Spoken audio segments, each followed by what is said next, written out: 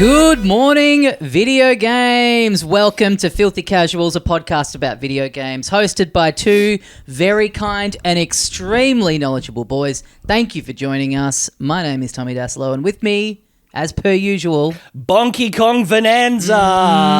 Yes. Nice. Yes, Ben Vanel here, gone full Donkey Kong mode on your ass. Yep.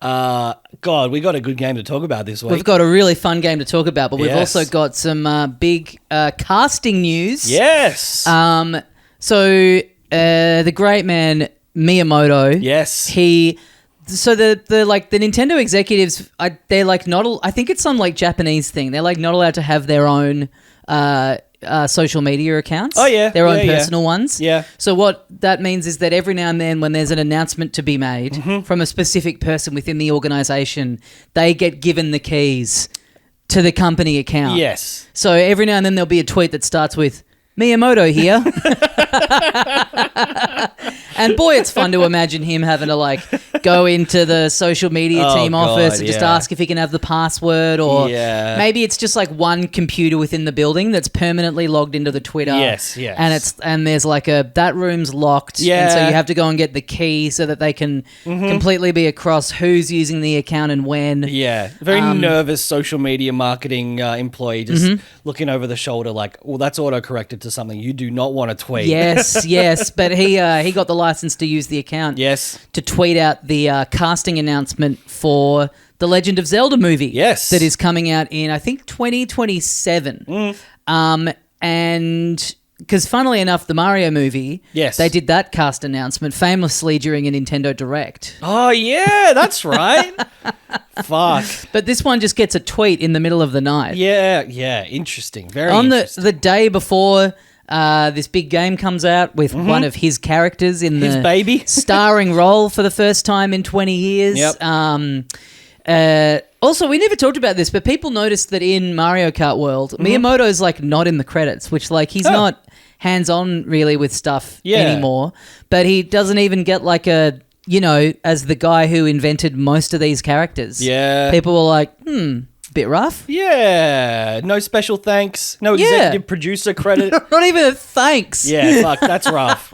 It's like we did this despite Shigeru Miyamoto. Yeah. He was So really trying to weigh us down, but it's funny that he didn't get on the Twitter and go like, Miyamoto here, what a pack of cunts. yeah. What am I, chopped liver? Here's a photoshopped version of the credits where they do thank me. Yeah, exactly. Big announcement. He's revealed who will be playing the roles of Link and Zelda. Well, I have a feeling that perhaps they didn't do this in a big gussied up video because it's not Chris Pratt or Anya Taylor-Joy or Jack Black. It's two people that, as far as I'm concerned, I've never heard of. Yeah. I don't know, that's bold of me to say. Yeah. But I've never heard of these two little pricks. Well, they're two names that very much sound made up, if you ask me. Okay. Bo Braggerson. Oh, yes. Which is Zelda. Yep. Yes. Like a Nordic name, I think? I guess, yeah. And Benjamin Evan Ainsworth. Well, that just sounds fucking British as hell. Hello, I'm Benjamin Evan Ainsworth, British child actor. Bo Braggerson is herself English. She's been on a bunch of BBC stuff, a Disney Plus show. And I don't know if you knew about this. She's set to star as Princess Zelda in an upcoming film adaptation of The Legend of Zelda. Huh, where'd you hear that? Google AI, so it could be wrong. It's probably wrong, in fact.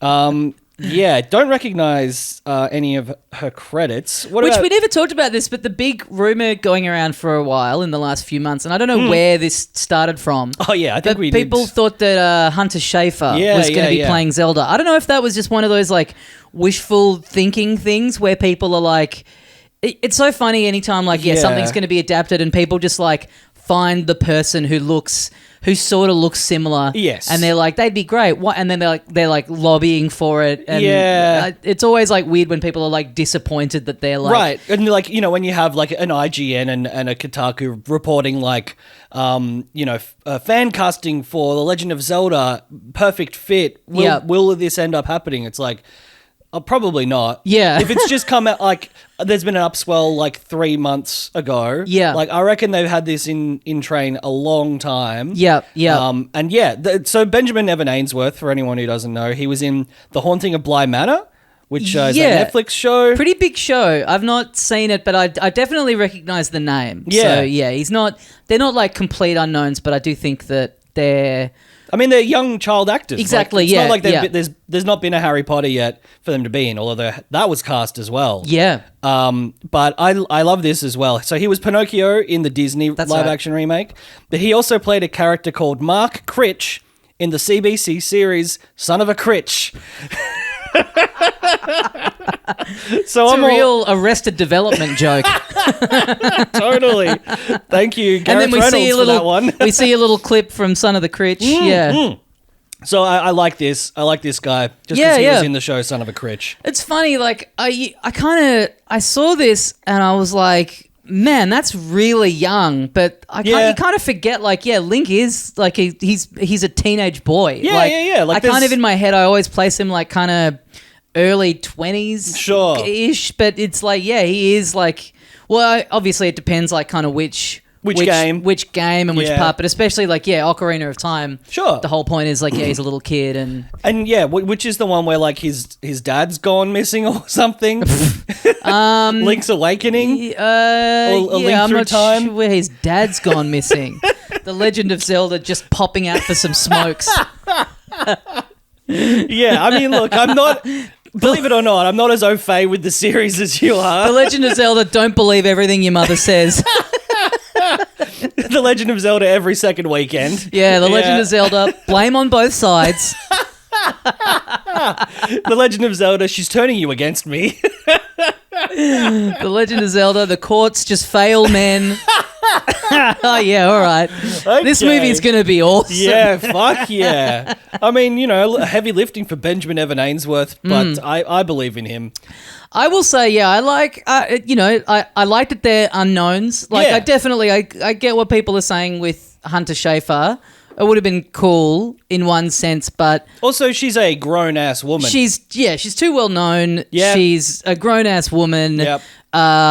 You kind of saw this already, even with it just being the rumor, but... Sure. And I know this isn't, like, obviously not her fault or the fault of anyone involved in the movie, but I don't think... I really want to read, like, months and months of, like, transphobic shit about people saying that, we shouldn't have someone like this playing Zelda or whatever.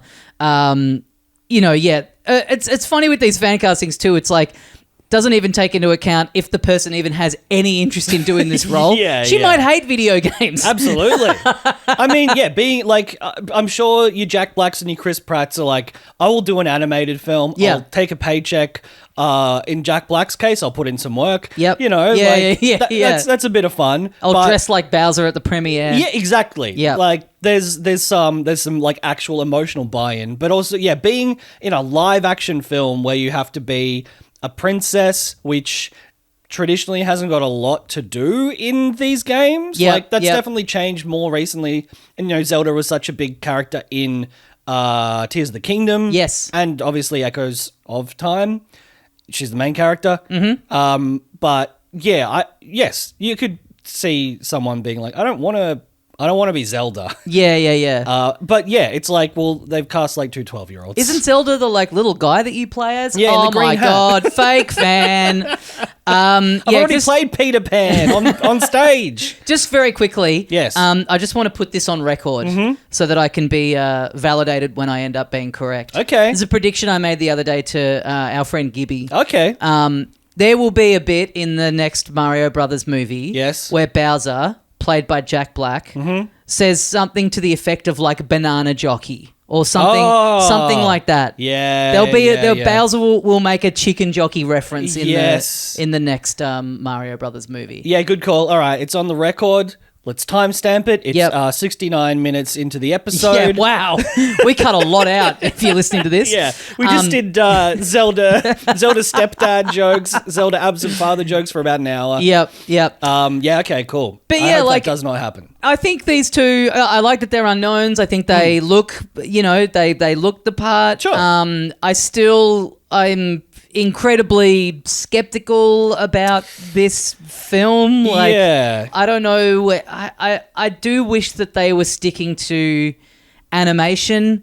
I just think like if you made something with like really high quality animation, you know, there's like more story stuff to pull on than the Mario movie. I think you really could make something pretty awesome. I mean, like, think about like the creatures, the enemy types, the building, like as much as the story of the Mario movie kind of sucked, visually it was incredible. Like it really was one of the better animated films I've seen. Maybe because of the nostalgia, but hey, if they do it with Zelda, like, they have so much to draw on. Well, it's funny, like it took them so long to, you know, want to make another movie after the 93 Mario Brothers movie with Bob Hoskins and Leguizamo. Which they literally did just cast people who kind of looked like the characters. But this being like a very like live action, very Western production.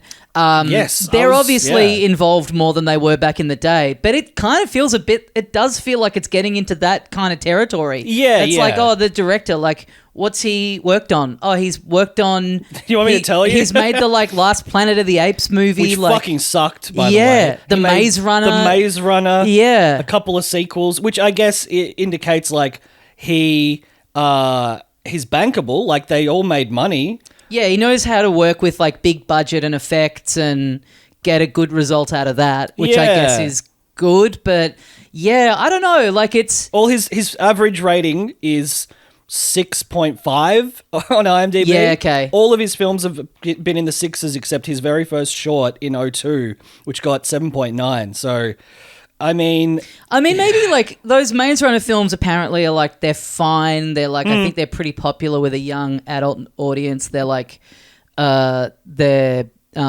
adapted from a series of books. So I guess in that sense, like maybe that's what they're going for, like a kind of, sort of a Hunger Games aged sort of audience. Sure, like I mean, that makes sense, right? Yeah, which I guess if you think about it in terms of like, you know, the Mario movie, what you heard a lot from parents who took their young kids was like the kids loved it. Yes. Like, really fun, really colourful. Story not really being there didn't matter. And so I guess they're kind of hoping for that like similar thing with this. Like they're not making this for like the diehards. The hope is like probably even like little kids who their parents took them along to the Mario movie. Right. By the age that they are when the Zelda movie comes, you know what I mean? Like it's the same audience and they're probably by that point they're like, you know, they're a bit like matured out of cartoons perhaps, so something a bit more live action, like little bit kind of grittier, bit of fantasy, bit of dragons, fantasy stuff. Goblins, There's a lot there to draw from. Like I really do wish though that with like both of these franchises that there was like a cool like Japanese, like anime, even like CG, like you know, a real like a more in-house version of this being made. It feels kind of weird, like Miyamoto being so directly involved, but then sort of seeming like he's not got all that much quality control over it. Really? I don't know. I mean, one of the writers wrote the 3 Jurassic World films, right? Which again, terrible, an average rating of about 6. What did the other writer do? Like, not to, you know, be all doom and gloom. Like, it could be fun. Like, I had I been this age when I heard that Christopher Columbus was directing the first Harry Potter film, I probably would have been like, sounds lame. Good point. Good point. You know, especially with stuff like, you know, contemporary special effects and being able to create this fantasy world. I mean, it could be awesome. It could be fantastic. I guess that's it, right? It's like we know how much good stuff there is in the world of those games and how potentially for a kid that's maybe, you know, watched a parent play the game, like, you know, they're a little bit like more advanced than like being able to just kind of like follow along in 2-player Mario. This could be such a great like introduction to that world. That, and it's like a world that I love, that I think there's so much in, and it's not even like, I don't really care whether or not I personally get to see a good movie out of it. I don't really care because I'm not the target audience. Totally. Like, what I think would be a good movie for us? It'd be like this like super serious, super high production value, like a Lord of the Rings level production of Zelda, and like they're not going to risk that money these days on something that's not going to hit as broad an audience as possible, right? Yeah, I think I want it to be good for that audience. I want it to do a good job at like, maybe like a 12-year-old going and finding this franchise that seeing this film and being like, oh, this is fucking awesome. And like, oh yeah, we've got the Nintendo at home and Dad's always told me like these games are really cool. Yeah, maybe I'll start out on like, which I guess is probably the same thing that, I mean, I wasn't tapped into Lord of the Rings before the movies came out, and like I'd never read the books, and obviously we were like way younger, but this probably is what like older people felt like, that bit of like protection over it was hey, potentially this is going to be the thing that leads a new generation into this like world and piece of work that I think is really cool. If it just comes out and it's just a real stinker, then obviously the game still exists, so who cares? But you think about like, the experience of like, if you're a gamer with kids and getting the joy of taking them to see something where they're like, this rules. Yeah, totally. Yeah, absolutely. And like, I think that's the thing that, the Mario movie, like I think, and we talked about it, like I think it is a bad kids film. Like compared to the stuff that we watched growing up, there was for kids, there was a bit more there. But it has done the thing, and we know it from like, friends and family and stuff like that kids loved it, and they just like the characters, the designs are cool, and they are just like, I want to do the Mario game now. I kind of want to rewatch it. I'm thinking I might watch it on the plane. Look, that's good movie to drink beers on a plane too. Exactly. Bright colors, nice sound effects. You know what I've been meaning to do, and I've said this before, is watch it in Japanese. Oh yeah, with the English subtitles on. Yeah.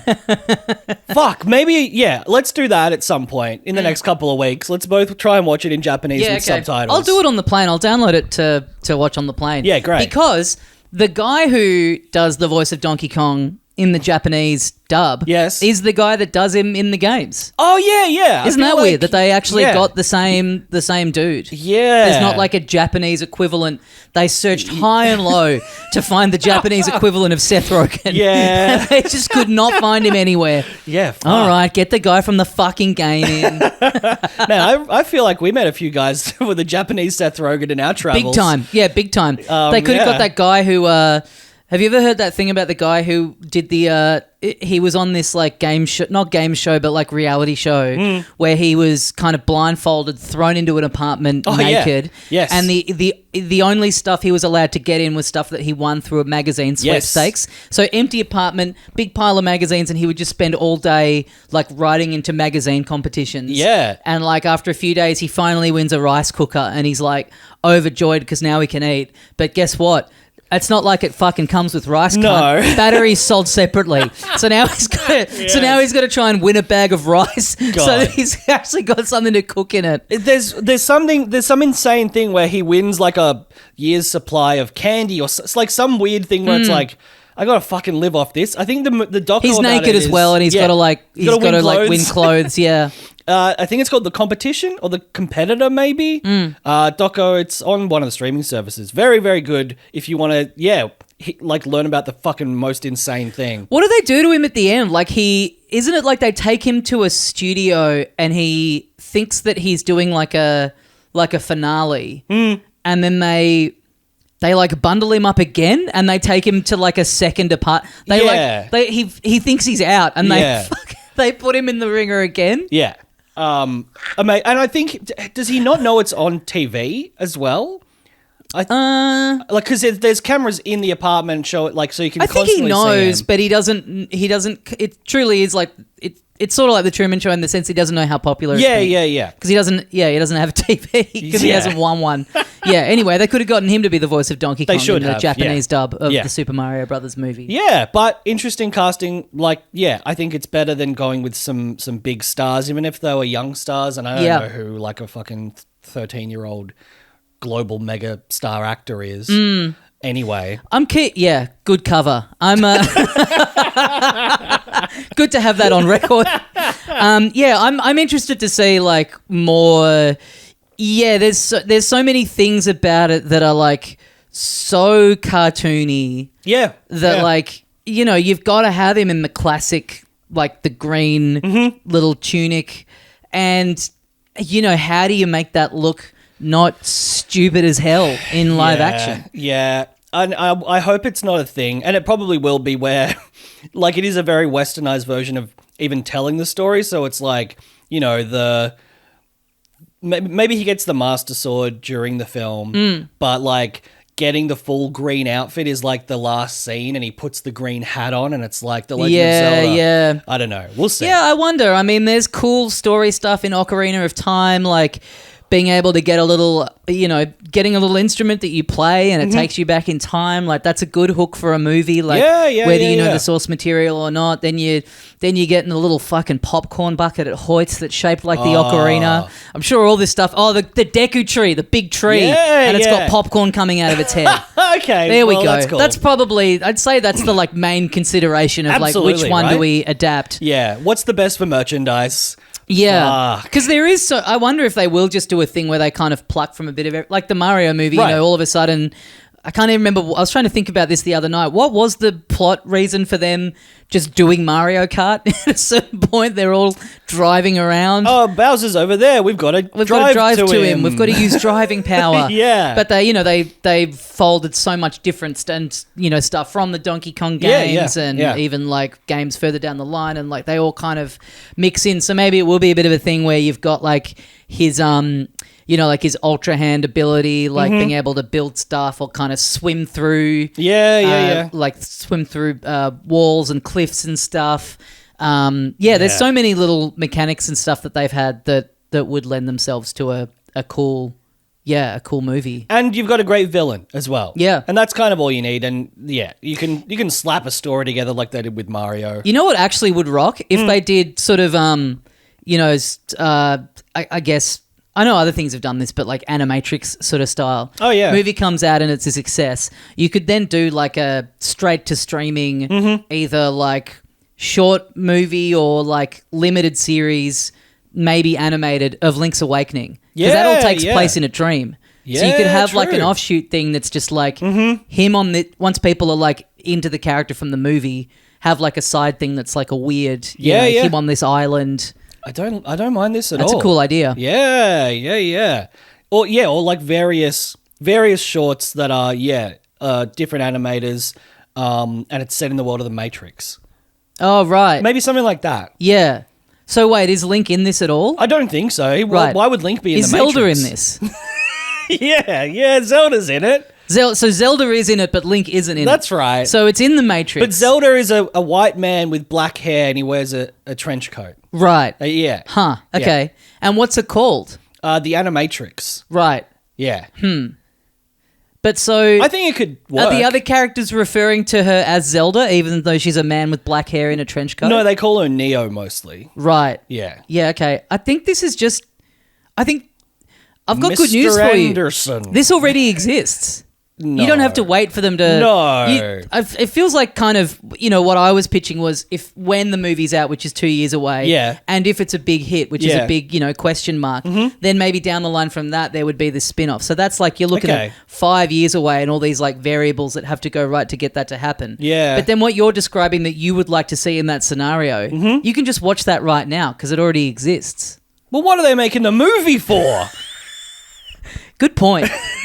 Shut it down. There was something else that I stumbled across this week. Oh, yeah. I saw an article on the website Aftermath, which is a bunch of, I think, ex-Kotaku writers. Pardon? Like English, like after maths, we would often have English class. Oh, really? It was always math then English? Yeah, not always. Yeah. But sometimes. Sometimes, enough that it's worth mentioning. That's just the way they'd say to us at the start of the year, look, sorry boys, as we all know, you don't want to do English right after math, but we spin the wheel and we let that dictate how we schedule out the day. And unfortunately, maths and then English. Fuck, it's spun up again. No, but that's good. I hated math and I liked English. Yeah, me too. So you want the good one afterwards. You want to you trudge your way through maths and then you've got English to look forward to. You can't have your dessert unless you eat your vegetables. Yeah. That's what the I other way say. round, guess what I'm doing? English, and then I'm wagging school and going home. Yes. I'm pretending I'm sick. Yep. And then I'm going home. Yep. Yeah. Did you, as a sidebar, did you ever have that moment at school where you just were like, oh, I can just leave. Like Yes. you spend most of it and you're like, you feel like you are essentially in prison. Yeah. Like once you're dropped off at those gates and you're in there, Yeah. it's like you're surrounded by a force field. Yes. And the first time you realize, you're like, if I just want to like go for a fucking walk. It's like those first couple of times that you, for whatever reason, you have to go you do something. Like we would sometimes have a class that you would like do at another school down the road. Yeah. So the first time you're given license to do that, you're like, oh, this is a bit fucking weird, isn't it? And you're like, wait a minute, no, it's not. I do this all the time. I can just go. Yeah, why does it make a difference whether or not it's 3:30? Yeah. If I want to just go home, I can just go home. Yeah, I learned that and really took to it in year 12. Oh yes, Really took to it. Yeah. Me It's too. like, okay, I'm just getting the bus home. I can just get a public bus. And then I can just be at home watching TV. Oh God, it was so good. And I don't now, have to do this if I don't want at all. that's my life. Yeah. I just go home and watch TV. Yeah, It's very good stuff. it is really good stuff. So Aftermath. Yep. It's .com. English. It's like Luke Plunkett. Do you remember that guy? He was like I think he was the editor of Kotaku. I'd like to think a name like that would stick out, but it doesn't ring any bells. I think maybe he runs it, or he's like the editor in chief. It's like it's a gaming website that I'd never heard of until a few weeks ago. They had this piece about a game called Uma Musume. Uma Musume Pretty Derby is a anime about girls who are horses and they race. And I've never seen the anime. I've never played the game. But apparently it's going big because it just got released here on mobile and Steam in English for the first time. Okay, sure. And it is like a gacha game where you collect girls and you race them against each other. Oh my God. And there's like little cards and abilities and perks that activate, and you like, apparently it's gotten really big on streaming. Yeah, because okay. you can watch the race in real time. And I don't think you don't like control them. I think it's like an auto racer thing, but it's like if you've like spent time building up their like whatever perk, the boost perk, or the like they have something where they get faster towards the finish line. Like you can watch it all play out, and there's a bit of randomness as well. So it's like I haven't watched any of the streaming, but apparently like there's a bit of like, you know, commentary of the races that you can do, and but it's just insane that there's a game now that's kind of like very popular and is embarrassing to say what it is. Yeah, I'm glad that you've put this on record, because now we can both engage with it, and That's when right. our partners catch us playing the game where you race girls against each other, Yes. we can go, I'm doing this for work. Yeah. This is research. Yeah. And I'm reading about it on a website called goonhammer.com, which came up when I Googled. It's not bookmarked or anything. Yeah. But I thought I'd just read a little description of it because it's kind of illustrative. So Fuck, imagine being on Ben's computer and you go to look up Google and you type in GOO, and maybe the only computer in the world that instead of autofilling Google for you, it just comes up, oh, you mean Goonhammer. And I think Goonhammer is actually it's a reference to a Warhammer thing, Sure. but I don't know. Yeah, unfortunate for them if they've been around for like 15 years. Yeah. And then in the last 2 years, it's like, God damn it. I mean, they've got a Patreon. I think they're pretty established. That's rough. Yeah, it's a rainy day in Hyogo, Japan, as the competitors approach the second half of the Oka Show, a 1,600-meter race that's the starting place for G1 Classic races for the year. There's less than 1,000 meters to go in the race, and while the pack of 18 competitors has started to tighten towards the front, that's what what happens to me when I see what she said. a woman. That's what she said. My eyes are specifically on my trainee, number 9, who started off strong and has maintained her pace throughout. I can tell the time we spent training her strategies and helping her maintain her stamina are paying off. The third corner comes, then the fourth.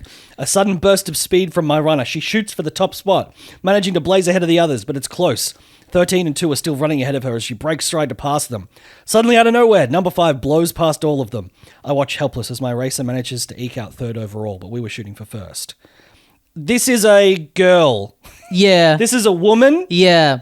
Who They don't look like horses. I'm showing Tommy for the listeners. Oh yeah, they've got like kind of horse their ears, hairs sort are of? kind of or their like headbands have little ears on them. Yeah. Yeah, Jesus. But they're just fucking anime girls. Yeah. So, look, I wanted to put this out there for the listeners. Be aware of this. If you come across this, someone playing this, don't be alarmed, but be alert. I'm telling myself on this holiday that I'm going to have basically I'm going to have as little phone time as possible during the day. Mm-hmm. I'm really at fucking breaking point with that thing. Yeah.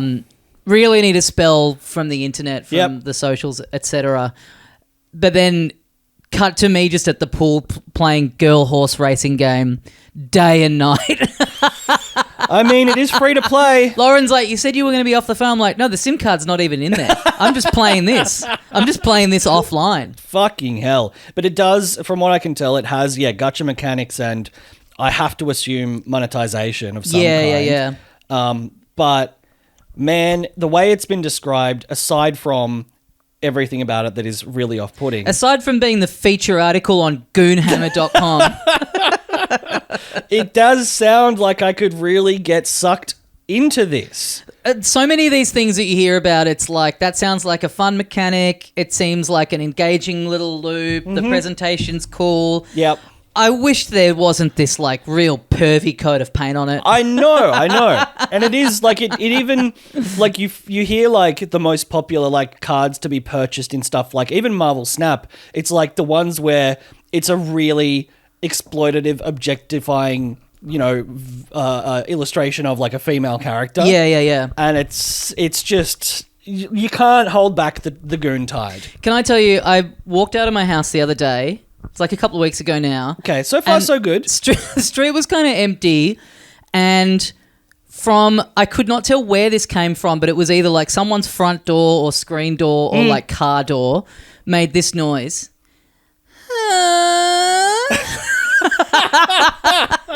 It was like... Oh, that was my ringtone, It was like spot on. It was like so jarring. God. And then I'm looking around being like, I have to know where that came from. Like it was kind of like weirdly quiet around, so it felt like it could have echoed from like 6 houses down or something. I was dying. I was like, that's so funny.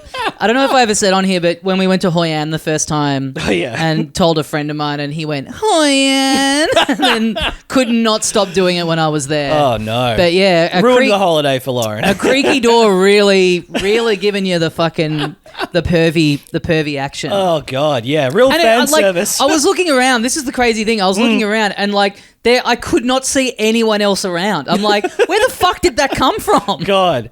Maybe it was just in your head. Yeah, it could have been. Maybe you have this wonderful, wonderful special power.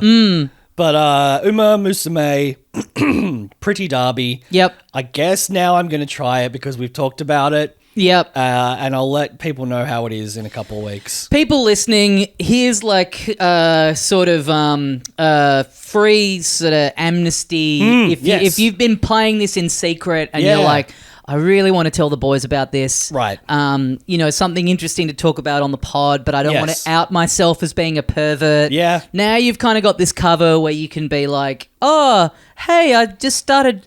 You can get in there like an hour after this episode comes out and be like, oh, wow, I just started playing it and it's really good. Somehow it says I've racked up 157 hours. That can't be right because I actually hadn't heard about it until you guys spoke about it. That's right. Must be a glitch or something. But if you are one of the goon hammers, and you've been playing this, let us know if it is any good or because if you've gone into this goon hammer and goon tong, hell yes, you hit the goon nail on the goon hammer head. Fuck, now I don't know what I was gonna say. It doesn't matter.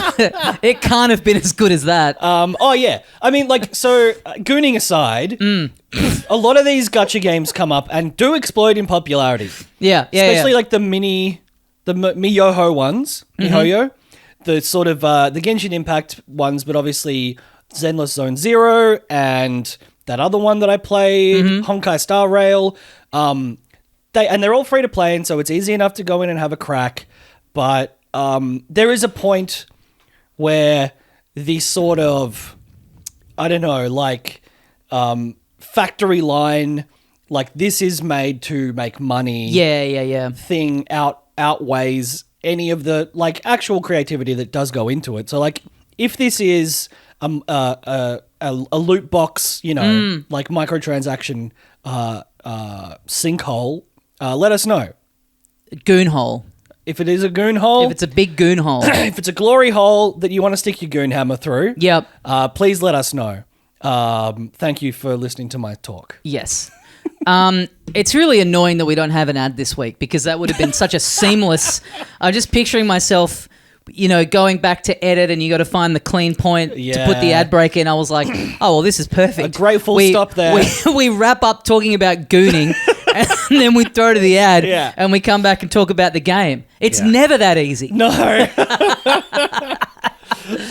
But we have a big game to talk about this week. Yeah. Maybe first...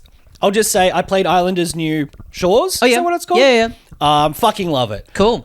Really, really good. It's very similar to the first one. So if you've not played either and the first one's on like a super cheap sale, give it a crack. But man, I sunk like a full day just sitting there listening to podcasts.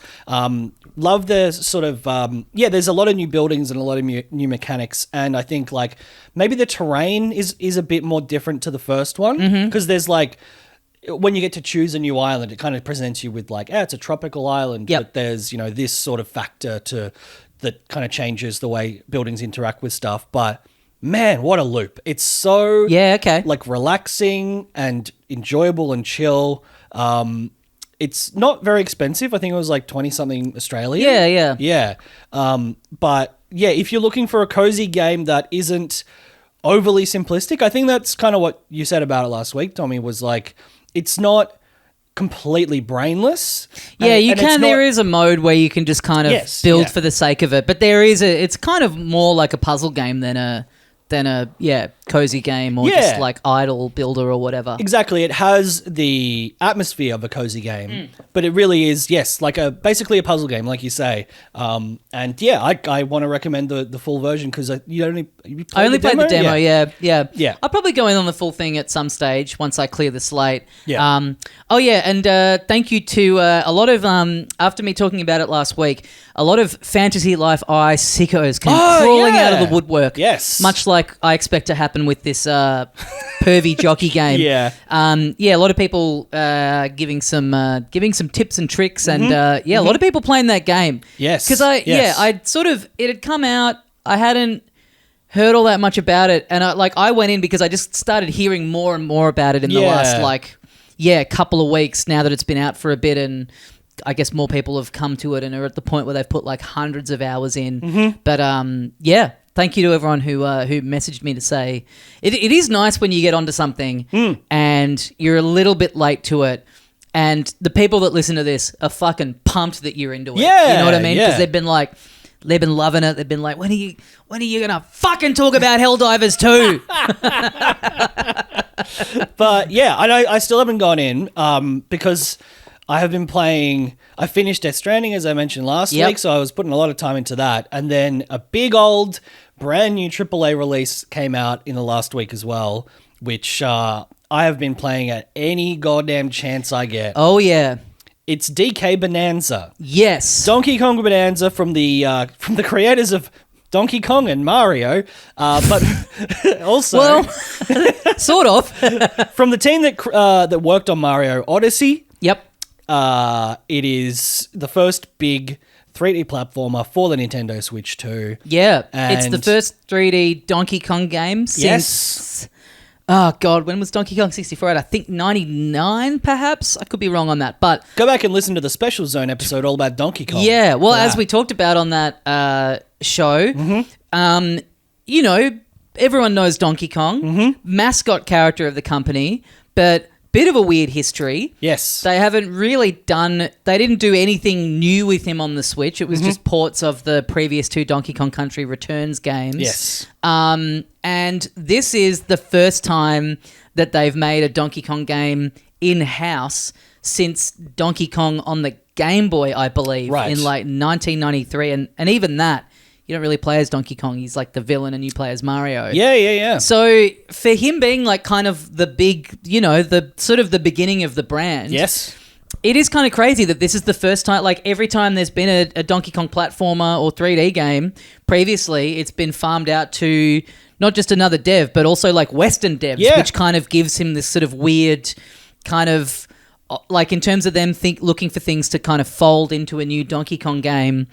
It's always been sort of weird to me that those games were developed with kind of like such a different sensibility to the Mario games with their design and everything. Yeah. Like there was a little bit of pushback from Nintendo when Rare initially presented their vision, which, like I said, again, get on the Patreon, listen to the Special Zone where Tommy tells us all about that character. They wanted him to look like a Battletoad. Yes. Initially, they had him. He looked way more fucked up.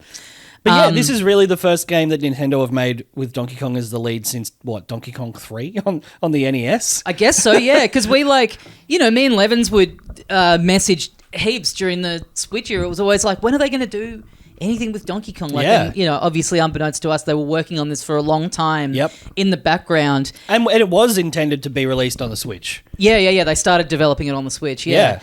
And, I mean, I just this is kind of... This is what I love the most when they do shit like this. Like bringing, like finally doing something new with him again. It's not just a 2D platformer.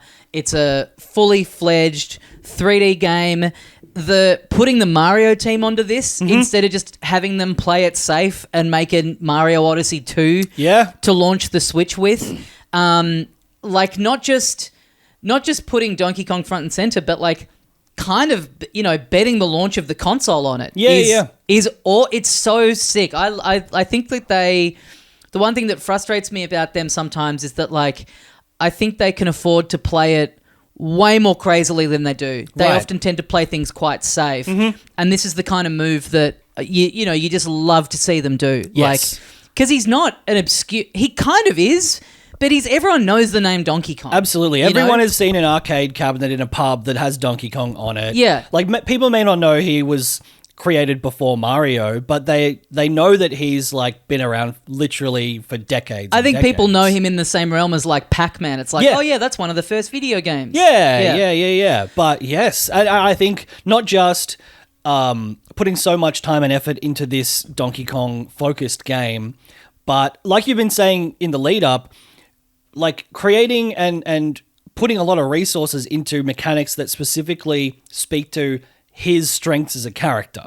Yeah, it's not, I think like even as good as like Tropical Freeze and Donkey Kong Country Returns were, and as good as Donkey Kong Country was, they're basically just 2D platformers. They're platformers, yeah, and the Donkey Kongness of it is the fact that you're in a jungle for a lot of it, but even then you end up like later levels you're in like a factory or an ice world or a lava world, and it's like in those games Donkey Kong doesn't like really move or control in ways that are too dissimilar to Mario, really. Like he jumps on enemies, he's rolling around, he can swing on vines is kind of the main difference, really. But I've always felt like those games you could just kind of like reskin them. And that was kind of my, not worry with this one, but I was a little like, it'll be a fun game. It's the Odyssey team again.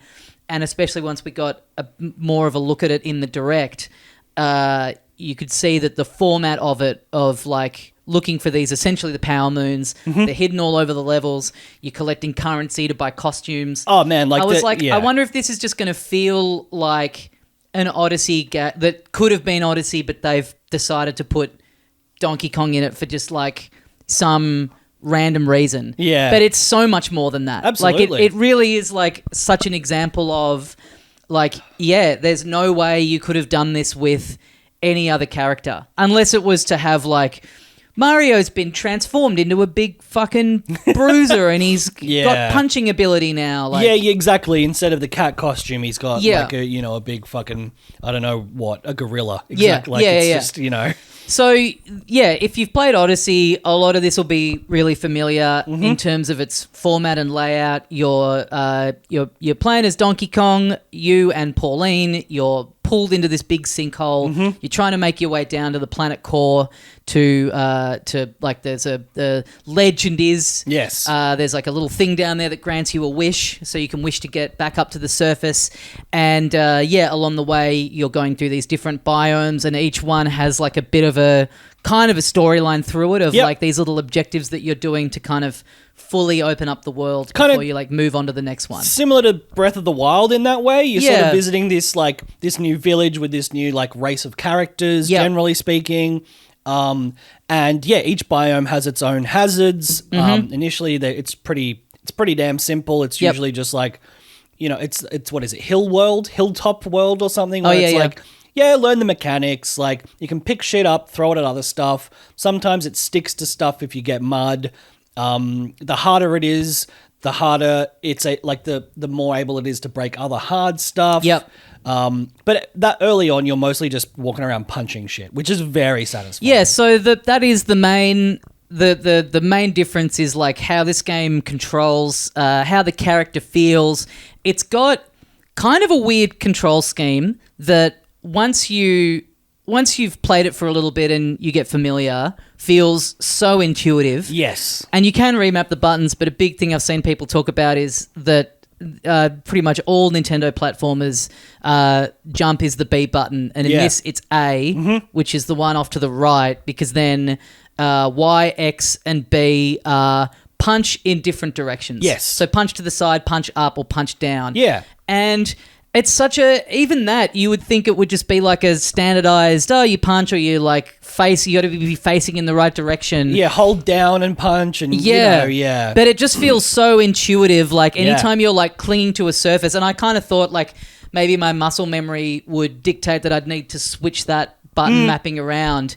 But it is just so much easier to be like, mentally like, I'm standing on the ground, I want to punch below me, I just push the bottom button. Like it makes so much sense, and there's so much that control scheme and how it all functions it's so interesting that because they've been making these 3D Mario games for such, like, this is the team that started with like basically Galaxy, so they've made like a bunch of these, and you would think that how it controls and the button layouts would be like basically a given, like that's the easy thing, put that in. But the fact that they even mixed that up and fucked around with that, and it really works. Like the role, like, I don't know if you watched any clips of people really going fucking crazy in Odyssey and the moves that people can pull off with the with combination of doing the roll and the hat. I never really did the roll all that much in Odyssey because you've got to like you've got to crouch and then push the button.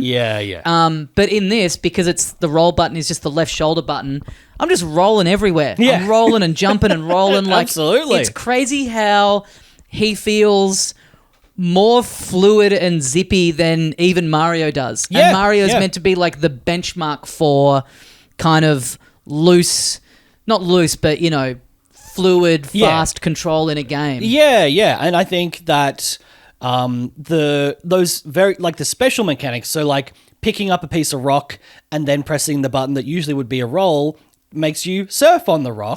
And then you literally do just like slide across the screen. So you can skate around, you can get around quicker, you turf can use surfing. that to turf surfing. You can use it to go over water. Later on when there's like lava, you can use it to sort of get over that.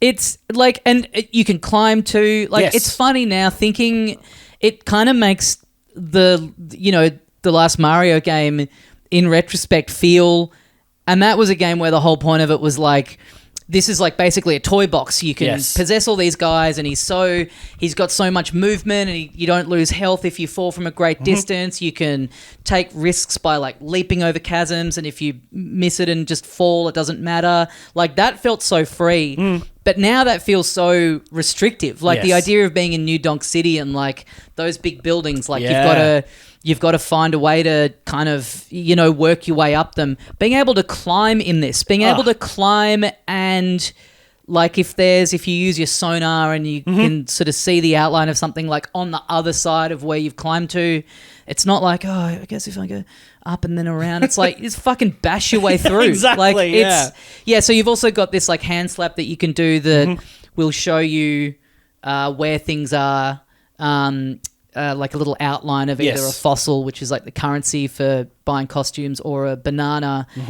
And yeah, like I loved Odyssey, but a lot of it, as you got further into it, if you were trying to do everything, and I went back recently and was kind of trying to clear everything off. Yes, that's right. Because on my save file, I'd done like heaps of it, but I just got to a point where I was like, I've looked in every nook and cranny of these levels, and the stuff that's left that I haven't done is like literally, pound the ground in this completely random spot of dirt, and there's a moon in there. Right. It just felt like a lot of them, this kind of idea of like there's so many to find, and so many of them were just in these kind of random sort of arbitrary areas where there was no like, a lot of them, you were sleuthing out, but then the last like 10, 20% just felt like they were like, oh, it's just over there. Yeah, right. Whereas here, there still are heaps that are just kind of like in the dirt or whatever. Yeah. But because you've got a sonar to be able to sort of see the outline of kind of where they are near you. Yep. And the whole theme of it is like mining and digging. It doesn't feel pointless that they're just hidden in the dirt. Yeah. In Mario, it kind of felt like, why would one just be in the ground? It doesn't really like, just feels like kind of lazily hidden there. Yeah. Whereas here it's like, no, well, the whole point is to kind of bash and punch your way through. Yeah. So one just being sort of randomly in some rock face, it's kind of like, well, that's what the game is. So it tracks a little more. Exactly. You might stumble across it anyway, but like you said, if you're just kind of running around the levels, which I've been doing a lot of, just, like run around, hit the ground. Yep. Have a pound. Yeah. Like that's what I've been doing. It's funny for something that the whole kind of marketing of it is you can destroy everything, you're bashing the terrain down. And there's definitely like a lot of that to be done, but there's just also so much just like classic platforming kind of stuff and like challenges and like, so there'll be dotted around the levels. There's these like basically two different kinds of little, shrine challenge things that you go into. Some of them are like little standalone levels that there'll be 3 bananas hidden in. Yep. So one of them will typically be at the end. One of them you might find pretty easily at like a halfway point. And then the third one often is like you've got to, swivel the camera around and see like, oh wait, there's actually a little path kind of leading behind there. Yeah. All that sort of stuff for the sickos that really want to get into the nooks and crannies of these games. Yep. And Captain Toad treasure tracker style. Yeah. And then there's these battle challenges, which you'll be in a little arena and there'll be whatever number of the kind of one enemy, and you got to take them all out within a time limit. And the first time I did one, because I did one of them at the hands-on thing that we went to a few months ago, and I was kind of like, I can see this getting old really quickly. But because I love the enemy design in this game. That's Very the other cool. thing. They don't feel Very like just, a bunch of random enemies that could be in a Mario game. Yeah. They've all got these like kind of regional sort of terrain covering them. They're like a fucked up little skeleton that's kind of crafted themselves some armor out of the cement or whatever. And so you have to like punch the shit out of that. Yep. And then when that gets obliterated, you just see this like gross looking little golden skeleton under there holding holding a club under there. Yeah. It's such a good feeling. And like a lot of those challenge levels, there'll be things like it's not just like here's an arena with 4 of them, knock them out. Right. There's often like a little puzzle to it. So like they're on different platforms and surrounded by lava, and so you got to work out how to take out one of them and then use it to get yourself over to that next one. Yeah. Or like, I don't want to spoil some of because even some of them turn into these little puzzles, not just like get in here and just bash these guys. There's an enemy type where it's sort of like an elongated centipede thing, and it eats the terrain as it goes. Yeah. And so when you go into a challenge with that, and there's multiple of them, and they're eating the terrain from under you, and you got to get it all done with it's like 20 seconds, 30 seconds, I think. They're pretty brief. A lot of them have taken me like a few goes to get, because it's like figuring out what you're doing, and then the execution of it often can be like, you've got to be like pretty precise on it. Pretty precise platforming, yeah. And it doesn't have that thing, like, again, I think just like giving you, not to keep referring back to Odyssey, but it weirdly, it kind of is Odyssey too. Like literally if it had have been Mario's, got brute strength now. Like, this could have been Odyssey 2. Yeah, the structure of the worlds and the levels, very specifically, it is like the costumes, the unlocks, the power-ups, that's all like the most distinctly, we took it from that game engine and we put it into this. Yeah, but even the things like having a sonar that tells you where stuff is nearby in the environment does feel like a real concession to like, people's maybe gripe with Odyssey about it being like kind of, basically impossible to intuit where things are. Yeah, yeah. And also it doesn't do the thing that Odyssey did, which is a couple of points in that game you'd need to go and just like find some more power moons to like progress to the next bit. Yes, that's a very Mario thing, right? Yeah, you've got like a story beat to do in each world before you can like open up the sinkhole and move down to the next bit, and then there's bosses. But it's never like, there's one bit right near the end that's like, go away and get more gold. But that's classic, and like it doesn't have like the multiple points of like, you need to have... Mario games have always had like, this door won't open unless you have 10 stars or whatever. Yes. It's never doing that. So even those little, those like challenge bits when they're difficult, if you're someone who's not as across this style of game, you're never in a position where you're like having to do these to like get more of the moons to progress. Yeah, yeah. And like, as someone who doesn't generally fall in love with 3D platformers, this feels weirdly, it feels more, because it's so focused on the combat and at least the interaction with the environment, like destroying the environment, like puzzling out a way to do something that doesn't just have to be like jump on this, then dodge this, then jump on that. It has that creativity of something like Breath of the Wild or Tears of the Kingdom, but B, it feels to play more like a Ratchet and Clank game or something like that. Yeah. I've been thinking about that a lot, actually. It feels more... Astrobot coming out last year and people who love these kinds of games really loving that, and it feeling like, wow, fuck, they've kind of, they've really done a good job of trying to beat Nintendo at their own game. Yeah, yeah. And, it's interesting because I feel like there's been a couple of instances like that where it's been a while since Nintendo have done something that's very much their style and something comes along that's like, fuck, what are you going to do now? And then they always do... find a way to not even completely reinvent, but just kind of shift a little bit.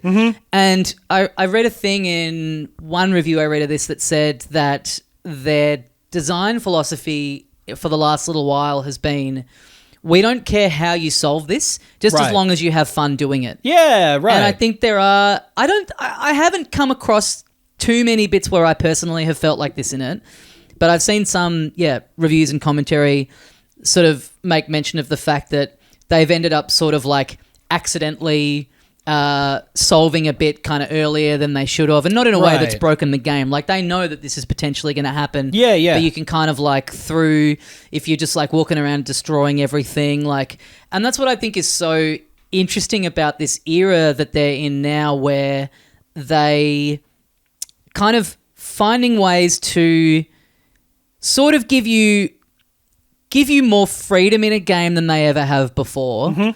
Like, but they're still so good at, like, on paper, a game where you can just like destroy everything in the environment and that's the hook. You kind of think like, won't that be boring? Won't that just mean that there's like no challenge that you can just, but they do find ways to really like keep you restrained when they want to keep you restrained without it feeling that way. Yeah. Like, you don't ever feel like, oh, now they're just artificially stopping me from doing this. Yes. Like, there are bits where, you're sort of stopped from being able to plow all the way through a wall because there's like a big bit of metal on one side, and it's like, all right, that makes sense. Yeah. You're never like, oh, that's a bit lame. That fucking stopped me from doing this. Yeah. Like, the ways that they kind of are, it kind of does feel like the Tears of the Kingdom being able to like get yourself out of a jam by being able to just like swim upwards through a platform and do all that kind of stuff, which like started as a debug mode kind of thing, and then they were like, hey, this is really fun. Yeah. If we just give you all this freedom to do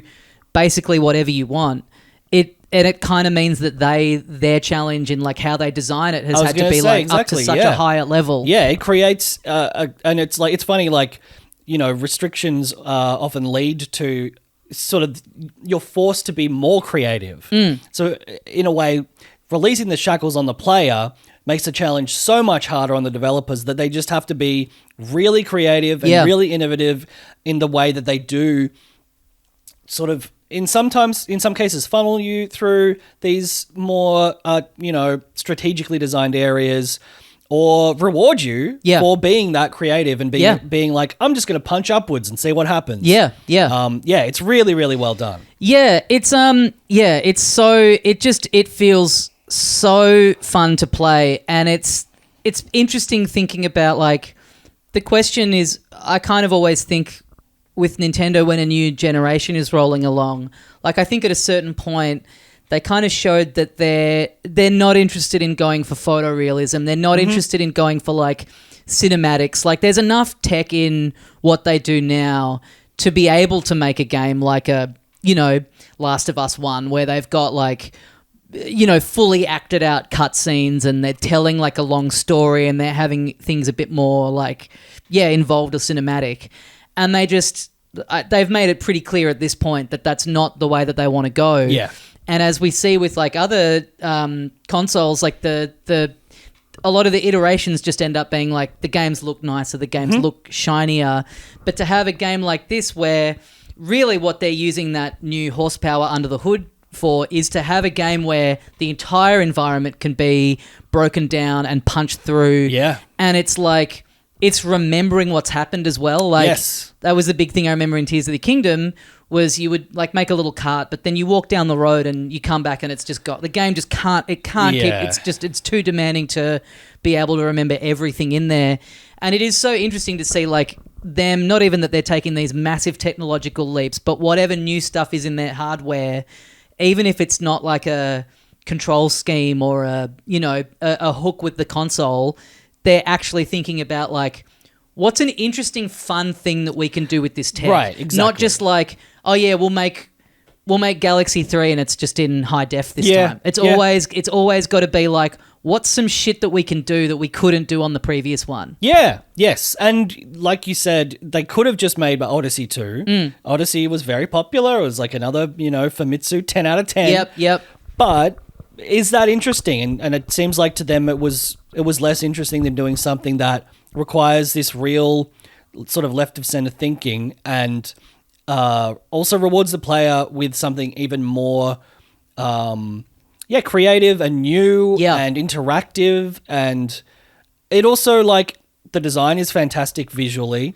The characters all look awesome. I was really very colorful. I kind of get a bit, like, not worried, but, like, anytime there's a game, anytime there's something like this where we haven't seen this character for such a long time and they're bringing him back and he's going on an adventure into a new weird world. And I kind of always think, like, we haven't seen him do anything in, like, 15 years. Right. Like, we don't need to get away from, it's not like, we've done the Mushroom Kingdom a million times. It's like, hey, just a 3D Donkey Kong game where he's swinging around the jungle would be fucking sweet. We haven't had one of them. Like, you don't need to go, and so again, for it just being in this other, like, weird random underground world, that was kind of my thinking. I was like, is it just going to feel like this could just be Mario venturing around underground? But there is enough about, like, a lot of the little levels that you go to, like, they're all themed around jungle animals, and like, it really does still feel, it doesn't just feel like a completely random new world that they've come up with, that they've plonked Donkey Kong down in. And, like, you do meet, this is stuff that is mentioned in the last direct. Like, you run into Cranky Kong around the place, you meet Diddy and Dixie at a certain point, so they do, and there's, like, these little fossils that you're collecting in each world that are, like, the currency. You get up to a point where they're fossils of, like, the little enemies and little helpers that you had in Donkey Kong Country. So there'll be, like, a little beaver one, a little spider one. Kind of touches like that they folded in, which are pretty cool. Yes. You're interacting a lot with these little rock guys that that live underground, that are pretty basic. They're just these kind of big stone things with eyes, but they're like, their little noise they make when they're talking to you is fucking awesome. Yes. All of the characters have that, like, Banjo-Kazooie sort of like gibberish language with the subtitles underneath, which is very fun. Yeah, there's, like, is it like a Zelda thing that, like, sort of like finding a secret or unlocking a door, that sound effect, because I know it's in the recent Zelda games. Yeah, or is it just a Nintendo thing? There's always some version of that. Yeah. But it's very satisfying. Yeah, it's very satisfying. This game is really like, pumping you full of dopamine every couple of seconds. Like even just, like in Mario, you can like run around for a bit and not be finding what you're looking for. But in this, you're always like, you're fucking bashing a bit of the wall and like gold is always flying out. Even if you just hit like a random bit of terrain. Yes. You will get like 5 little bits of gold will come flying out. Constantly, like my most used buttons are jump, punch, and hand slap, because you are constantly collecting that gold using the hand slap thing. And it's very satisfying. There's something about a little fucking pile of gold that punching through it and collecting all the little jewels, it's so fucking satisfying. They find really good ways too. It's not just like that's a way of getting around. There's some interesting things that are like challenges that are like, because I kind of assumed it would be, hey, you can just, if you want to just go and like fucking destroy this whole mountain, up to you. You can do that if you want. But there are like guys that you meet in each world that will give you a banana if you've destroyed a certain amount of terrain. And there's a thing in the menu when you look in your collection of how many bananas and fossils you've found. There's like a bar that tracks how much of each kind of surface you've destroyed in each level. There's these little like kind of mini challenges dotted around where you hit a switch and then like a kind of chunk appears and you've got to like blast through all of it in a time limit, and it might just be like a block on the ground, or it might be like kind of up in the sky, so you've got to punch down through it. So even just the like little challenges that they bring in that are like, the point is to not just use this to get around or find something. You've actually got to like destroy like everything in a set amount of time. Is really cool. There's also the like different bits of terrain in each world, and like you get into some levels that are like stuff that we hadn't seen from any of the directs that are like really fun and really cool and really like, unique and visually great. I love all the different, in the resort level, there's like these little kind of, what are they? They're these little sharks that are on land. And you punch them and they kind of go flying and they leave this little rainbow coloured path behind them that you can then run along. And if you tear a chunk out of that, it's like kind of helium, so it sort of sends you up into the air. It's sick. It's so it's good. It's fucking awesome. And like, yes, the textures aren't as high as they could, like that, as in The Last of Us Part 2. There are some frame rate hitches. There's a bit of slowdown here and there, which is when you do the fast travel, especially. And I noticed in a boss fight there was like, it was noticeably slower. There's 2 boss fights in particular where it really drops, and there's like, I guess it's that hard thing where if you've basically set up this thing that's like, you can just go fucking nuts if you want, then because it's so like unregulated and it's so like uncurated, it's kind of impossible to get it to a point where it's like consistent no matter what. But it is, it's a shame. It's a shame that for it to be the second game out and having these kinds of stutters is like, I think it's only ever dropping to like 30. So, there is a world where they could have like locked it at 30 and then it would have been consistent. For the most part, when you're just like walking around, it's 60. And it looks great when it's like perfectly smooth. So I'm glad that they targeted 60 and they were able to get there for the most part. It is a shame.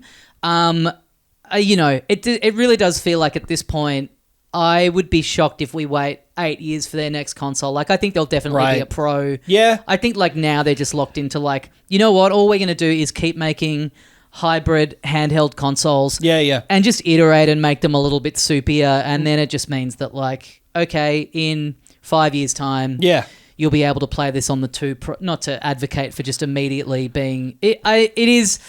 For it to be a conversation that sort of dogged the last like 3 years minimum, probably longer, of the Switch 1, it is a little bit of a drag to be. I kind of thought we'd have a bit more of a grace period. And like Mario Kart World runs perfectly, incredibly smooth, and it has this big open world, but it's just, that destruction tech That's a lot of physics to be tracking all of the time. Plus, like you said, it remembers everything that you've done. It's not, it's like a Skyrim or something like that where it's like, a lot of the horsepower here is working on remembering where you put that cup. Like it is, And there are a couple of boss battles where there's like a lot kind of going on all at once on the screen, and it dips to 30, which, I mean, that's the funny thing. It's like, it's only noticeable, like 30, heaps of games are 30 frames a second, and if it's consistent, it's fine. If the whole game was at 30, then there wouldn't be that kind of conversation. Sure. But it's when it drops and it's inconsistent that you really notice it. And something suddenly dropping to 30 when you've been playing at 60 makes it seem like it's 2. Because it's so jarring. 100%. But at the same time, it's like, well, there is a lot going on the screen at the moment, and that's pretty cool. And I'd kind of ultimately still rather be playing that with a bit of a dip than them go like, oh, I guess we'd kind of better scale back what's happening in this boss battle. Because a lot of stuff that's happening on screen is like, that's the other thing is like the worlds here are like, they're so much bigger than the ones in Odyssey. They've often got like multiple kind of like sub-layers to them that all have like a bit of a different something going on. But I was really surprised. Like I kind of thought from, having spent a lot of time with Odyssey that I had an idea on kind of, the scope and the scale of this. But some of these environments are just huge. They're so big. There's like the elders that you meet are like, they kind of take up the whole screen. You can kind of climb up on top of them. I've been mainlining it because it really is like once you sit down to start playing it, there's always something happening every 5 seconds. It's so hard to go like, that's enough. I've hit a clear out point here. I think, and we haven't even talked about the Bonanza stuff, which is these power-ups that are, based on and inspired by and received from these elders. Various different giant animals. You start off, the first one is just a big gorilla. You're a big, powerful gorilla. You can punch through stronger stuff. And then each successive one is kind of based around interacting with the terrain or enemies of that particular level that they're in. And then you, for some reason, I don't know, I guess I didn't know how they were going to work, but you just switch between them using the directional buttons. Like it's very, very fluid in that respect. I could kind of, I could. This is the one part of the game I could kind of take or leave. Honestly, I think like the sort of the progression side of it, like kind of leading you through, like, oh, you go into this new place. You got to go meet the elder. The elder always wants you to bring them a record. It's just like they're big DJs, and they've always been like kind of chopped up into 3 or 4 different bits. So little challenge bit over here, challenge bit over there. And then you get the ability, and then there's often like the next bit of the level kind of like needs you to use that ability. That is pretty cool. And then you just kind of have them. And it's pretty rare that I'm really using them much outside of that. Some of those little challenge gates that you go to like are built around them. But just in terms of when I'm running around doing stuff, it's pretty rare that I'm like, I get why they're there, but they're not the like... I don't know. I find that I use them in boss battles. Yeah, that's a good point. That's basically it. Like I use it for boss battles. And there is some bits of terrain that like you can't break through unless you've got the Kong Bonanza. So I'll switch to that to it for that. But I mean, if that wasn't in there and then there wasn't the stuff that needed, like, I don't know. I do feel like it would be, I don't know. It's kind of those bits where you like need to play as them are fun, but then you just kind of have access to them whenever. And I don't really find myself going back to them all that much when I'm just like running around playing. I think that the one other thing, which I think we said the exact same thing about Odyssey, is that just playing through the main story, the game is very easy. Yeah. And this I think is more fun for me because there's a bit more creativity around all the smashing and the climbing. Like, I really do think the verticality of it is fun and a real point of difference. But it's pretty easy. Even the boss battles especially, I just use a Bonanza and punch them like a couple of times and they're over. Yeah. I think they've kind of always lent this way. and this is like, I think it's a little long. If you just breeze through the story, it's longer than Odyssey. There's kind of more to it than I expected from like having played that game. But yeah, I think the real challenge is in kind of going back afterwards and doing the post game and trying to find everything. Like that's kind of, I think they do tend to strike a good balance between like, if you're a kid, you'd be able to like get through this game, and then if you're more hardcore, there's like hours of stuff to like look around finding and exploring and turning up every nook and cranny. But you're right, it's certainly not like it doesn't have that like dexterous like platforming challenge stuff to it. The only other thing that, and this is just a taste thing about how this team makes their games, and they do the same thing with the Mario games, those like challenge bits where you go into a room and they're kind of taking place in this sort of like Matrix-esque, like kind of grey kind of platform. Yeah. And I don't love it. Yeah. I kind of wish that they took place in like a more bright, vibrant, colourful sort of space. Yeah. I like that they have like kind of a uniform look to them, but I think this team is just so good at cooking with their art design that I feel like they always have this tendency to have like some stuff in there that's just real like floating grey platform in a void. Yes. And I don't know. I feel like there's a way to do that, like maybe a little bit more visually interesting. Yeah, I mean, sure, if you need it to be like, well, there's all of this empty space around it because we don't want you to interact. It's got to be readable. Else. Yeah, just like make the challenges be in a giant spherical fucking cavern. And it does kind of track because these little shrines that you're going into, like in presentation wise, they certainly do look a lot like the Breath of the Wild, Tears of the Kingdom ones. Yeah. They're like these kind of metal triangle things that do look kind of otherworldly. So it does, there's sort of a consistency with like how they're presented in the world. It's more just like, I love the design of the like the resort layer where they've got these like giant bits of fruit kind of sticking out of the environment, and then when you're in a bit that's just a floating kind of nothing space. It's a minor quibble. It's just a taste thing for me, but it's more just like, I would love to see what they could have come up with if they just went. I think because they tend to do a lot of those like Mario in Odyssey, the little sort of side things that you go into, the levels that are sort of outside of the main world. And it does feel like it's a holdover from like Mario 3.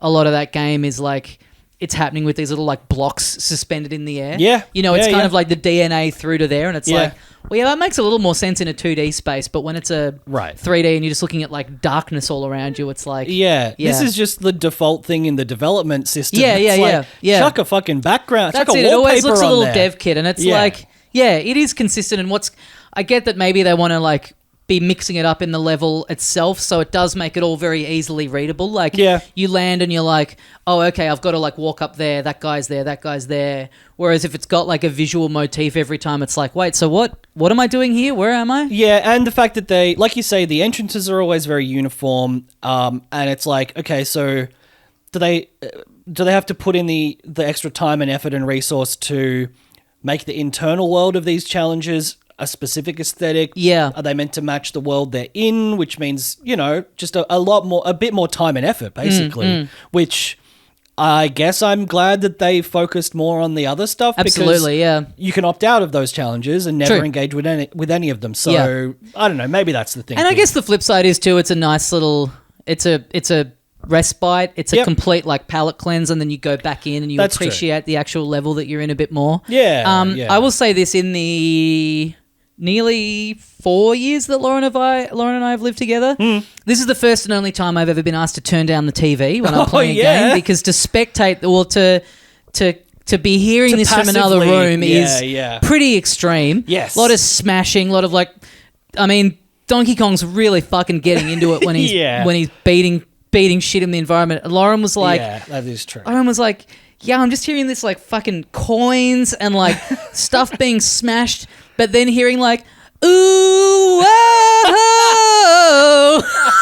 I'm like, ooh, yeah, banana. Yeah, you've got this like little girl on your back who like you can hold a button to make her sing, and that kind of like gets rid of this stuff that kind of stops you from going through to one bit. Like, yeah, I don't know. Yeah, I mean, it is. Yes, actually playing it. I think there's a bit of a sort of overwhelming nature to that stuff. Yeah. But then, like, the actual background music is fantastic, and all of the sound effects are great. The vocalization is great. The stuff with DK going, "Oh, banana," is awesome. Ooh, banana. Lauren was like, "Is that the only thing he says in the game?" And I was like thinking, I'm like, "Is that even him?" I was like, "That's a good question. Is that him saying that?" Because when you talk to people, you're choosing like dialogue options. Yeah. But I guess that's maybe, I don't know if that's you or Pauline necessarily saying that. Mm-hmm. So that's my one question is it Donkey Kong saying "ooh, banana," or is that like a, some sort of outside observer, omnipotent observer? And the other thing is when you build your little getaway houses where you can like relax and kind of restore your health. Get in those bonus hearts. Very Zelda. The extra yellow hearts. Yeah.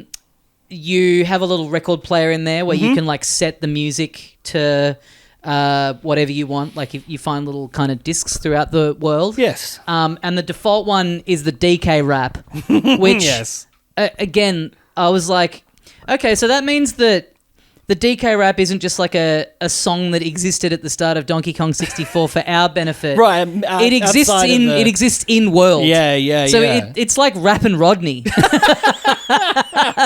DK himself made this song and released it in the world of Donkey Kong. Yeah. And then not only that, when he's kicking back, he's just getting high on his own supply. Yeah. He's just choosing to listen to his own music. There is a bit of egotism about Donkey Kong, I have to say. The tie with his initials on it. Yeah. But I do love that potentially the only word he can say is banana. Yeah. And every time they ask you, like, what's your goal? What are you trying to do? Yeah. Yeah, it's get more bananas. Get banana. It's get banana. Yeah.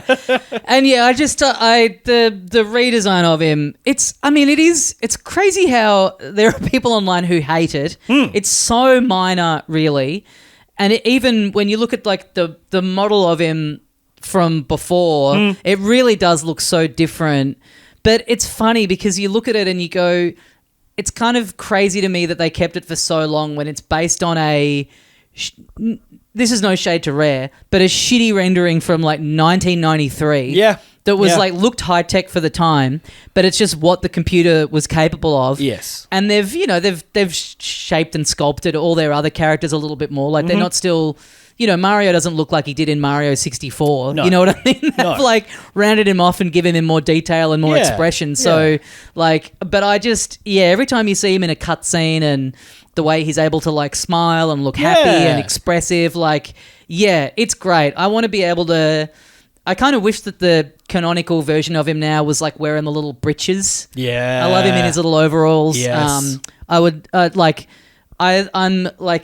I'm a bit of a sick in the head purist when they were like, "Oh, you can change his fur color." I was like, "Oh yeah, I will not be doing that," and I'll be goddamned if I don't absolutely love it. Yeah. Because you get the little status effects that you get from different items of clothing. As you say, the game is like easy enough that there's never been a point where I'm like, "Oh, I really need to equip this." No. Thing that reduces poison, the effect of poison or whatever. Yeah. I'm more just going for like, I want good aesthetic. Yeah. Like what color pants goes with what color tie, goes with what color fur. Getting my little combo of that lined up is the thing I'm enjoying the most. I had high expectations for this game and it's somehow exceeded them. Yeah. It's really fucking fun. It's cool to see people just, really loving it. And the funny thing is seeing people be like, oh, it's crazy that this wasn't the Switch 2 launch game. It's like, it's been out for a month, isn't it? Yeah. It kind of is a launch game. Yes. How is it not? People, because we talked about launch window, we have talked about the launch window with every other console. Yeah. It's always been first 6 months, like if you buy it day one, you're an early adopter, and that is completely a minority of cases. Yeah. So it's always like, what's the first 6 months going to have? Like, is it going to keep you, something every couple of months to keep you interested? And then is there going to be a big hitter in holiday time? So yeah, this basically, as far as history will reckon with the Switch 2, Mario Kart World and Donkey Kong Bonanza are basically inside the of the launch. first month and a half. Yeah. And like, I just don't agree that people being like, oh, they should have launched it with this like banger 3D platformer. But I just think like the brand recognition of Mario Kart versus the brand recognition before this game of Donkey Kong, like it makes Mario Kart's the no-brainer. Absolutely. And again, they may as well have both been coming out on the same day because it's not like, you're having to wait until December for this to have come out. And launching the console with a Mario Kart World bundle that makes it $30 cheaper as a game. Yep. It's just like, I can't believe anyone is questioning that business decision. Well, I think also so smart. One of the really the only new things in this console is the game chat thing. Yep. And so I think they wanted to launch it with something that makes use of that. Yes, a point of difference, because otherwise Donkey Kong Bonanza literally could have been a Switch game. It could be a PlayStation 5 game. Yeah, really fun game. So pumped. So pumped to see now. Like, I think that this format of game is such a better fit with Donkey Kong in it. Yep. I'm so glad that they did this instead of just Odyssey 2. And also because it means like, well, what is the format of the next Mario? Like, what are they cooking up? Yeah. It's exciting to think about like, what that team has been what that team do. Even though because my suspicion is that this has been done for a little while. I reckon this has been ready to go for a bit because I think they started working on it pretty much straight after Odyssey. They were developing it for the Switch 1 for a while. They moved it over in 2021, I think they said in the development thing. So keen to see what's next, but so much fun. Really, really game. Good game. Really fun, interesting. Everything about it is cool. C+. What a fucking 3 months. Yeah, seriously. Seriously. And like, I'm sure people who don't have a Switch 2 are going to be potentially not as interested in this episode, but like, man, we just talked about Death Stranding 2 for 2 weeks. Yeah, and we'll talk about it again when I've finished it. Absolutely. We should do a big like spoiler chat yes. On the plot of that because I'm right near the end of that. We'll do a sealed section. But yeah, it's been, as is always the case with anything big, but especially with Nintendo and how they make stuff, like the week of something being out and the day oneers, it's so fun to talk about. Yeah. Everyone's having a good time, and there just still is. Like, I love a game like Death Stranding, and I love, again, for all the fucking flack that we get for some freaks for quote unquote only ever talking about Nintendo. Like, we play everything. We play so much stuff. We play and love so much different stuff. Yeah, like Blueprints, Clair Obscur, Death Stranding, they're all in the same conversation for me of like games of the year so far. But there just is something about the way that Nintendo make games where they still do feel like the very first video games in a lot of ways. You know what I mean? Like there is still DNA in this that is like so pure video gamey. And I kind of really, I love my cinematic stuff, don't get me wrong, but I really do love something like this that is just like, there's like you can trace the clear pathway through. Yes, and from the Donkey Kong arcade cabinet through to from this, and it's like the movement and the iteration of that, and how things feel to control and player agency and all that sort of stuff. And whereas something like Death Stranding 2, like it is very video gamey, but it's almost like a complete package of like the cinematics and everything, where it almost feels like you put it side by side with Donkey Kong, and it's like, are these even the same form? Yeah. And again, with something like Blueprints, where it's like completely very video gamey, but different in the way it presents narrative to Death Stranding, different to the way it presents gameplay to Donkey Kong. It's I mean, we're having a great year. Yeah. And we talked a lot about Ghost of Yotei last week. I'm so pumped for that. I went back and played some Ghost of Tsushima. Oh yeah, great. Which man, I forgot how fun that is to play. The combat is so rewarding, and I'm really looking forward to that as well. And we've still got Metroid Prime 4 at some point. That's the other thing too. Like I loved the Kirby 3D game that came out a couple of years ago that there's the like DLC thing for in like a month or so. The Forgotten World. Forgotten World, yeah. Forgotten Land? I think it's Land. Anyway, I love that they have these outside of Mario. It's been pretty rare that they've done anything in 3D with their games because I guess it is just like, well, how do you make them feel like inherent to that character and necessary? And I'd love to see more of this. I love the Yoshi 2D games, but it would be really cool to think about, what can you do with Yoshi in a 3D space? Yes. There's a Wario 3D game on the GameCube that hopefully they chuck on the Switch Online at some point. But again, all these characters that a lot of them they haven't even done 2D games within a while. But like, there is so much room for kind of taking these traits of these characters and making something that is just like inherent to them that doesn't just feel like a different skin slapped on it. I love that they're experimenting and taking these risks. I mean, where's the Birdo game? Where is the Birdo game? That's what I want to see next. Bring back Wart. Yes. Was Wart the toad? Wart's the big toad in Mario 2. Yeah. Well, we'd better leave it there for this installment of Yes. Filthy Casuals. Thank you for joining us. We will see you next time. Get onto the Patreon. Yeah. Get a bonus show every week. Every goddamn week. Filthycasuals.com.au is where you can find the link to that. Once a month, you'll get a mailbag episode, which which is available on the lower tier as well as the top tier, in which you get that. You get an extra show every single week. Once a month, you'll also get the Special Zone, which is a deep dive on a specific topic or concept or franchise. You get the Discord access. People are still posting in the Facebook occasionally. What else? That's it. Ad-free episodes. Oh, ad-free episodes. You get a whole bunch of fantastic stuff, and the main purpose is to just support us and keep the show going. That's it. We have costs. We have rent. We have bills. We got to buy food. This is all water we're doing bill, for jobs. Electricity bill. Oh, God. They really pile up. Internet bill. Yeah. That's the main one. I could go without water if I had internet. Yeah, I'd just go stand outside and drink rainwater. I'd lick the screen. Yeah. Oh, yes. Thanks for listening, everyone. We'll see you next time. And as we say here at the end of every episode of Filthy Casuals, podcast. Okay. All right. Ooh, Costanza.